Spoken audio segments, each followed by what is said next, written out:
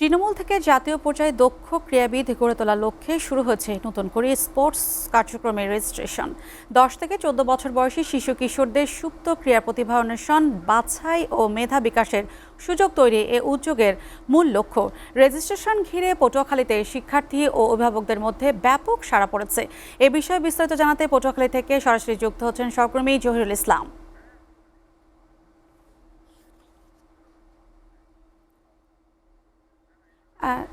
জহিরুল, পটুয়াখালীতে নতুন করে স্পোর্টস কার্যক্রমের রেজিস্ট্রেশন নিয়ে আর কি কি খবর আছে আপনার কাছে আমাদেরকে জানাবেন। লিম্পা, পটুয়াখালীতে আপনি জানেন যে সারা দেশে যে এখন নতুন করে রেজিস্ট্রেশন চলছে, নতুন করে স্পোর্টস ২০২৬ এবং ২৭ সিজনের, সেখানে তার সরকারের পক্ষ থেকে বিভিন্ন উদ্যোগ গ্রহণ করা হয়েছে যে ক্রীড়া হলে পেশা পরিবার পাবে ভরসা, এই স্লোগানে সারা দেশব্যাপী এখন রেজিস্ট্রেশন কার্যক্রম চলছে।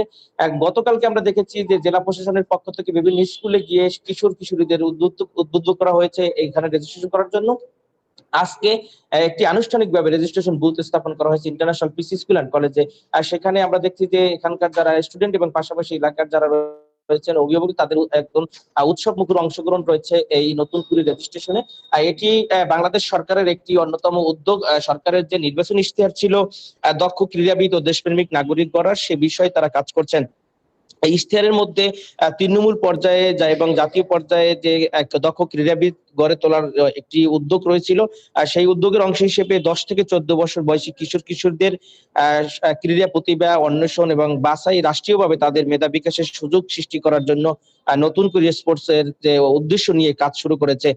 এখানে মূলত এই নতুন কুড়িটি যুব ক্রীড়া মন্ত্রণালয়ের এবং যুব ক্রীড়া পরিদপ্তরের মাধ্যমে পরিচালিত হচ্ছে। পটুয়াখালীতে আমরা দেখতে পাচ্ছি যে কিশোর কিশোররা বিভিন্নভাবে তারা রেজিস্ট্রেশন করছেন এবং সকাল থেকে তারা ভিড় করছেন রেজিস্ট্রেশন বুথগুলোতে।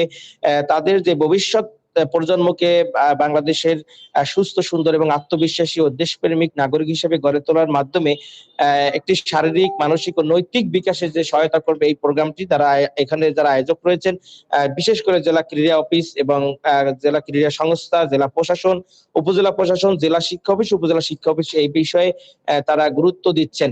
যাদের বয়স মূলত ১লা সেপ্টেম্বর থেকে ২০১২ সালের ৩১ আগস্ট ২০১৬-র মধ্যে, তারাই কিন্তু এখানে নিয়ে রেজিস্ট্রেশন করতে পারছেন এবং তারা বিভিন্ন ইভেন্টে অংশগ্রহণ করবেন।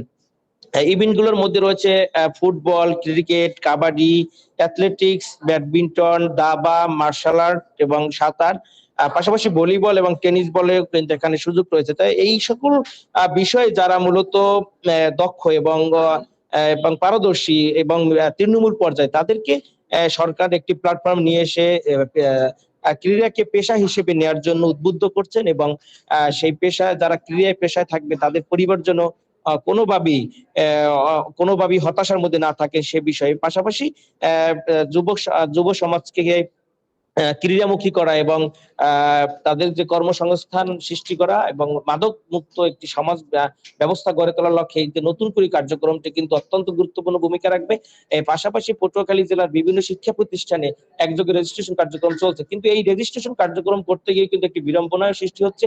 অনেক সময় নতুন করে যে রেজিস্ট্রেশন সার্ভার, সেটি কিন্তু ডাউন হচ্ছে। সে বিষয়ে তারা কর্তৃপক্ষের দৃষ্টি আকর্ষণ করছেন। লিম্পা। জহিরুল, আপনাকে ধন্যবাদ।